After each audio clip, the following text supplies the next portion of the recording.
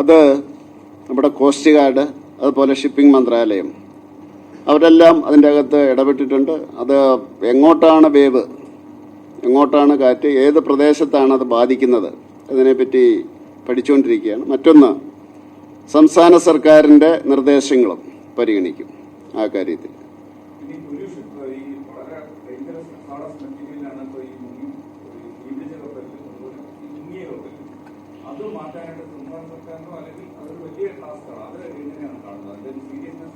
അല്ല, അതാണ് പറഞ്ഞത്, അത് എത്രമാത്രം ഡേഞ്ചറസ് ആയിട്ടുള്ളതാണെന്നുള്ളതിൻ്റെ സ്റ്റഡി നടക്കുകയാണ്. കാരണം കേരള സർക്കാർ അത് ആദ്യത്തെ റിപ്പോർട്ട് ചെയ്ത് കഴിഞ്ഞു. അതിപ്പോൾ അപകടകരമായിട്ടുള്ള അവസ്ഥയിലല്ല എന്നുള്ള റിപ്പോർട്ട് വരും. മറ്റേതിപ്പോൾ കത്തിക്കൊണ്ടിരിക്കുന്നതിൽ എന്തുമാത്രം ഉണ്ട്, ഏതൊക്കെയാണെന്നുള്ളത് നമുക്കറിയില്ല, കാരണം എടുക്കാൻ പറ്റുന്നില്ല. അത് ഇപ്പോൾ കിട്ടുന്ന റിപ്പോർട്ട് അത് കേരള തീരത്തെ ആയിരിക്കില്ല ബാധിക്കുന്നത് എന്നാണ്. അപ്പോൾ അത് കേരള സർക്കാരിൻ്റെ സജഷൻസ്, അവർ മുന്നോട്ട് വെക്കുന്ന നിർദ്ദേശങ്ങളുണ്ടാവുമല്ലോ. കാരണം കേരളത്തിൻ്റെ തീരത്താണ്, അതുകൊണ്ട് തീർച്ചയായിട്ടും അതും കൂടെ പരിഗണിച്ചിട്ടായിരിക്കും മുന്നോട്ട് പോവുക.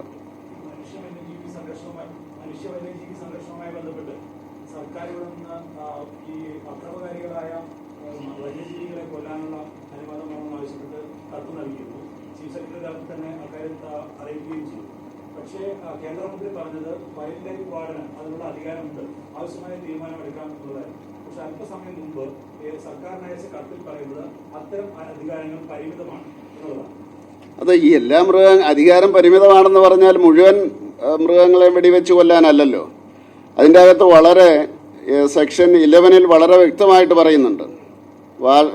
വൈൽഡ് ലൈഫ് വാർഡന്, ചീഫ് വൈൽഡ് ലൈഫ് വാർഡന് മനുഷ്യന്റെ ജീവന് അപകടകരമായിട്ട് വരികയാണെങ്കിൽ ആ ജീവികളെ വെടിവെച്ച് കൊല്ലാനുള്ള അധികാരമുണ്ട്.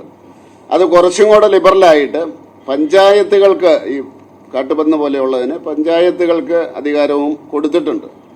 അപ്പോൾ അതുകൊണ്ട് ആ കാര്യത്തിൽ സംശയമൊന്നുമില്ല, അത് ഉപയോഗിച്ചാൽ മതി. അല്ല, അത് ഉപയോഗിച്ചിട്ടുണ്ട്. ഒറ്റപ്പാലം മുനിസിപ്പാലിറ്റി എത്ര കാട്ടുപന്നിനെ കൊന്നിട്ടുണ്ട്.